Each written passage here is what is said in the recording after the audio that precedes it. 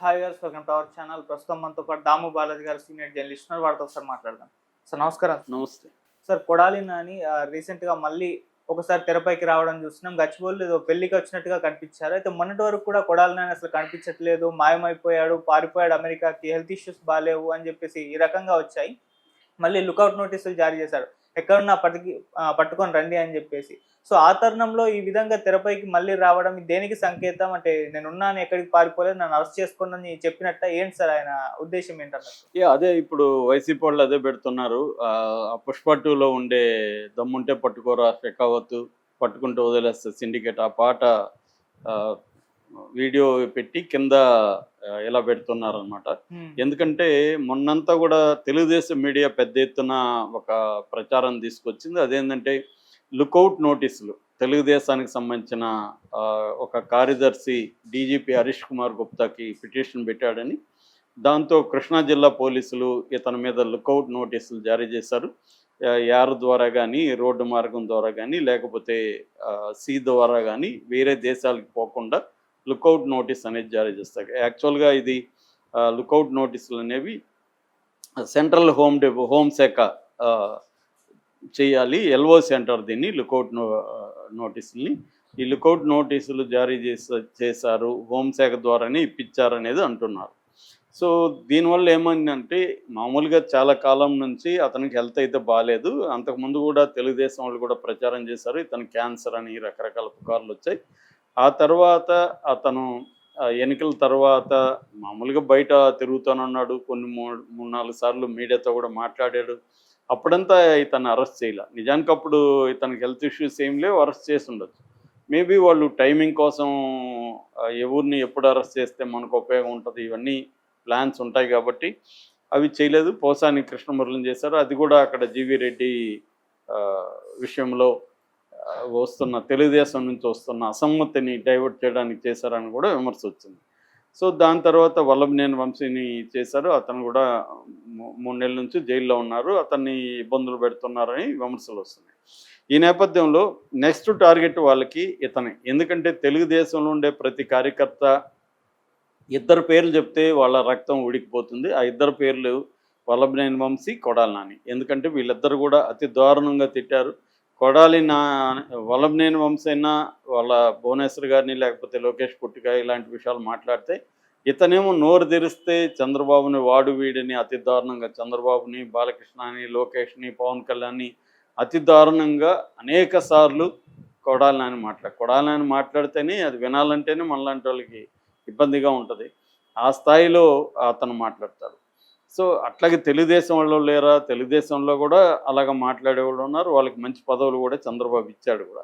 So అన్ని పార్టీల్లో ఇలాంటి బ్యాచ్ వాళ్ళు ప్రోత్సహిస్తారు, అటాక్ చేయమని నాయకులే ప్రోత్సహిస్తారు. దీనికి ప్రత్యేకంగా వాళ్ళని, అలాంటి వాళ్ళని సెలెక్ట్ చేసి పెడతారు. ఇది అందరూ చేసే పనే.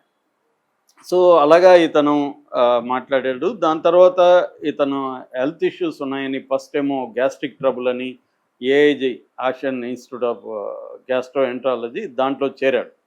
ఆ తర్వాత ఇతనికి హార్ట్ ఇష్యూస్ ఉన్నాయని, హార్ట్ వాల్వ్స్లో బ్లాక్ అయిపోయినాయని చెప్పారు. దాంతో ఇతను బెస్ట్ ఎక్కడ ఉంటుందని చూసుకొని ఏషియన్ హార్ట్ ఇన్స్టిట్యూట్ అని బాంద్రా, ముంబైలో ఉంది.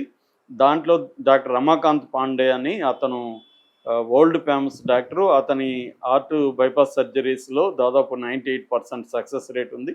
మన్మోహన్ సింగ్ లాంటి వాళ్ళు కూడా అతను చేశాడు అన్న ఒక ఇది వచ్చింది. దాంతో ఇతను అక్కడ వెళ్ళి చేరి బైపాస్ సర్జరీ చేసుకున్నాడు, సక్సెస్ అయింది. సో దాని తర్వాత అక్కడ కొద్ది రోజులు ఉన్నాడు. దాంతో మళ్ళీ పోస్ట్ ఆపరేటివ్ కేర్ అవసరం అని చెప్పి కాంప్లికేషన్స్ రాకుండా ఇక్కడ ఏఏజీలో చేరాడు. అయితే ఈ నేపథ్యంలో అతను అమెరికాకి పారిపోబోతున్నాడు అరెస్ట్ని తప్పించుకోవడానికి అని ఒక పుకారు అయితే క్రియేట్ చేశారు. వాళ్ళ తెలుగుదేశం సెక్రటరీ కూడా వెళ్ళి డీజీపీకి కంప్లైంట్ ఇచ్చాడు. మామూలుగా తెలుగుదేశం ప్యాటర్న్ చూస్తే ముందు నుంచి కూడా ఈవెన్ వల్లభనేని వంశీ కూడా దుబాయ్ పారిపోయాడని, అమెరికా పారిపోయిన వీళ్ళే వార్తలు క్రియేట్ చేస్తున్నారు. అంటే ఒక ప్రెజర్ క్రియేట్ చేయడం కోసం త్వరగా అరెస్టులు చేయండి లేదా వాళ్ళు పారిపోతారు అని ఒక ప్రెజర్ క్రియేట్ చేయడం కోసం చేస్తున్నట్టుగా కనబడుతుంది. సో ఎందుకంటే గతంలో కూడా తెలుగుదేశం ఈయన మీద స్కిల్ డెవలప్మెంట్ కేసు పెట్టినప్పుడు కూడా వాళ్ళ పిఏ, చంద్రబాబు పిఏ కూడా పారిపోయాడు అప్పట్లో. అది కొంతమంది పారిపోవడం వాస్తవమే. ఇక్కడ కూడా మనం చూసాం ఫోన్ ట్యాపింగ్ కేసులో ప్రభాకర్ రావు అమెరికాకి వెళ్ళిపోయి ఇదే హెల్త్ ఇష్యూస్లో అక్కడే కూర్చున్నాడు. సో అలాగే జరుగుతుందేమో అని ఊహించి కూడా ఉండొచ్చు. ఇతను పారిపోతాడేమో. ఎందుకంటే నిజానికి అట్లా పారిపోయాడైతే ముంబై నుంచి అట్టే వెళ్ళిపోయి ఉండాలి. మళ్ళీ హైదరాబాద్ వచ్చారంటే నాకు తెలిసి వాళ్ళు పారిపోవడం కంటే కూడా సిద్ధమవుతారు. రాజకీయ నాయకులు జనరల్గా పెద్దవాళ్ళు ఎవరు కూడా పారిపోరు. ఎందుకంటే వాళ్ళు పారిపోయి ఎంతకాలం ఉంటారు? ప్రజల నుంచి దూరం అయిపోయి బతకలేరు కదా వాళ్ళు. అందుకని ఇప్పుడు పరిటాల రవి లాంటి వాళ్ళు పారిపోతే బతుకుండేవాళ్ళు. తెలుసు ఆయనకి నన్ను చంపేస్తారని. కానీ ఆయన పారిపోవాలి. ఎందుకంటే తను ప్రజలు నమ్ముకున్న వాళ్ళు ఉన్నారు, చాలామంది ఉన్నారు. నేను ఇలా పారిపోవడం పిరికి వాళ్ళలాగా అయిపోతుంది. అట్లా బతికే ఏం చేస్తాం, ఎన్ని రోజులు బతుకుతాం? ఒకవేళ అక్కడ చంపాలనుకున్నా చంపగలరు కదా. కాబట్టి అదేదో ఇక్కడే చనిపోదామని డిసైడ్ అయ్యారు. అలాగా వీళ్ళు కూడా ఏంటంటే రాజకీయాల్లోకి వచ్చినాక ఇవన్నీ వాళ్ళకు కూడా తెలుసు. మనకు అరెస్టులు ఉంటాయి. ఒక ఓడిపోయిన రిజల్ట్ వచ్చిన రోజే వీళ్ళందరికీ తెలుసు వీళ్ళ భవిష్యత్తు ఎలా ఉండబోతుంది. అదేమీ తెలియకుండా సర్ప్రైజ్ ఏం కాదు. ఎందుకంటే వీళ్ళు కూడా అలాగే చేశారు కాబట్టి. సాక్షాత్తు చంద్రబాబుని 74,000 వయసులో 53 రోజులు పెట్టారంటే రేపు వాళ్ళు అధికారంలోకి వస్తే వీళ్ళని పెట్టరా? ఖచ్చితంగా పెడతారని వాళ్ళకి కూడా తెలుసు. మనకి బయట మనకే తెలిస్తే వాళ్ళకి తెలియకుండా ఎందుకు ఉంటుంది? కాబట్టి ఈయనకి క్లియర్గా తెలుసు వీళ్ళ టార్గెట్లో నేను ఫస్ట్ ప్లేస్లో ఉంటాను అనేది కొడాలి నానికి తెలుసు. కాకపోతే ఏంటంటే దీన్ని కొంతవరకు పోస్ట్ పోన్ చేద్దాం, ఈ లోపల ఏమన్నా బ్యాక్ ఛానల్స్ అంటారు. బ్యాక్ ఛానల్స్ చర్చలు జరుగుతుంటాయి ఎప్పుడు కూడా. అంటే వీళ్ళకి సంబంధాలను పట్టుకొని రాజీకి పోవడము, కాళ్ళు పట్టుకోవడం, ఇక మీద క్షమించండి అని ఈ బ్యాక్ ఛానల్స్ జరుగుతుంటాయి. అలాంటివి జరగడానికి కొంత టైం తీసుకుందామని కూడా ట్రై చేయొచ్చు. ఇప్పుడు రామ్ గోపాలం లాంటి వాళ్ళు అలాంటి బ్లాక్ ఛానల్స్లోనే సెటిల్ చేసుకున్నారు. ఇంకా మిగతా వాళ్ళు కూడా చేసుకుంటారు. ఎందుకంటే వీళ్ళకి ఏ పార్టీలో ఉన్నా అన్ని పార్టీల్లో కూడా సంబంధాలు ఉంటాయి. ఏదో ఒక బంధుత్వం ఉంటుంది. వాళ్ళనంతా పట్టుకొని మేనేజ్ చేసుకుంటారు. మేనేజ్ చేసుకోలేని వాళ్ళు మేనేజ్ చేసినా కూడా వాళ్ళు ఒప్పుకోలేని కొన్ని కేసులు ఉంటాయి. అలాంటి వాళ్ళు జైలుకి పోవాల్సింది. దానికి రెడీగా ఉంటారు వాళ్ళు కూడా. సో మ్యాక్సిమం ట్రై చేస్తుంటారు. కోర్టుల్లో గిట్టుల్లో పోయి ట్రై చేస్తుంటారు. అలాగా ఇతను కూడా హెల్త్ ఇష్యూస్ నిజంగా కూడా హెల్త్ ఇష్యూస్ ఉన్నాయి. దాంతోపాటు ఇంకొంత కాలం బయట మనం నెడదామని అనుకున్నట్టు కనబడుతుంది. దీంతో వాళ్ళు ప్రెజర్ అనేది తెలుగుదేశంలో మొదలైంది. ఎందుకంటే వాళ్ళకి ఇప్పుడు వల్లభనేని వంశీని డీల్ చేసే పద్ధతి తెలుగుదేశం వాళ్ళకి హ్యాపీ. మనం వీడికి కావాల్సిందే, వీడికి ఇలాంటి శిక్ష కావాల్సిందే అనేది వీళ్ళకి ఆనందం. అలాగే ఇతన్ని కూడా పెట్టి వీళ్ళిద్దరు ఫ్రెండ్సే కాబట్టి ఇద్దరిని విజయవాడ జైల్లో పెట్టి వీళ్ళని కూడా వేధిస్తే అప్పుడు ఇంకా ఆనందం. ఎందుకంటే ఆ జైలు సూపరింటెండెంట్ కూడా ఎప్పుడో జగన్కి ఇక్కడ చెంచల్గూడలో ఉన్నప్పుడు జైలర్గా ఉన్నాడని అతను కూడా రాజమండ్రి జైలుకి ట్రాన్స్ఫర్ చేసేసారు. సో ఎందుకంటే అతను ఎక్కడన్నా హెల్ప్ చేస్తాడేమో కాబట్టి చాలా జాగ్రత్తగా జైల్లో పెట్టినా కూడా జైల్లో కూడా వాళ్ళని ఇబ్బందులు పెట్టాలి అన్న ప్లానింగ్ కనిపిస్తుంది. చంద్రబాబును కూడా అలాగే ఇబ్బందులు పెట్టారని అప్పట్లో విమర్శలు వచ్చాయి. అది ఏ ప్రభుత్వం ఉన్నా చేసే పనులలో అదొకటి. సో ఇప్పుడు ఈ కొడాలి నాని కూడా ఇలాంటి ఒక ప్రెజర్ పెట్టి ఇప్పుడే అరెస్ట్ చేసి తీసుకెళ్ళాలి అన్న ఒక ప్లాన్ అయితే కనిపిస్తుంది.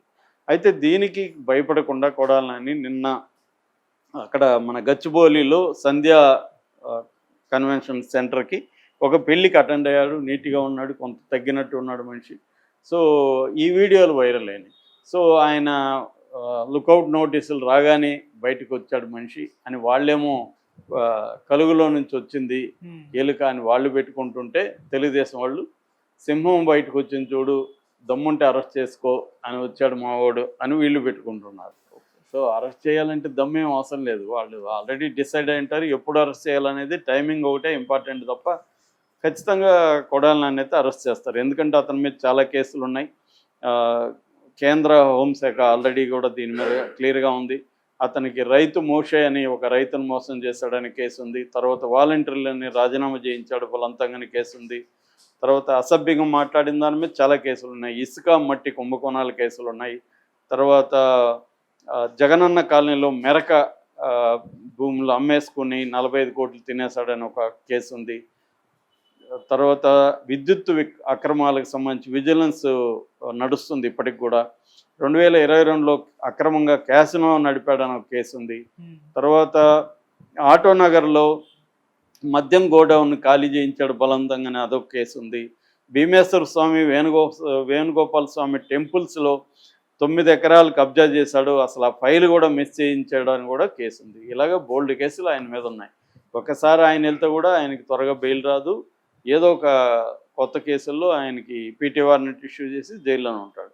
తనకు కూడా తెలుసు, మేబీ దానివల్ల కూడా ఆయన మొత్తం ఆరోగ్యం అన్నీ చూసుకొని అప్పుడు జైలుకి వెళ్దాం, అప్పుడు ఉందాం, జైల్లో ఎంతకాలం ఉంటామో ఉందామని డిసైడ్ అయినట్టుగా తెలుస్తుంది. ఇది అనివార్యం, తప్పదు.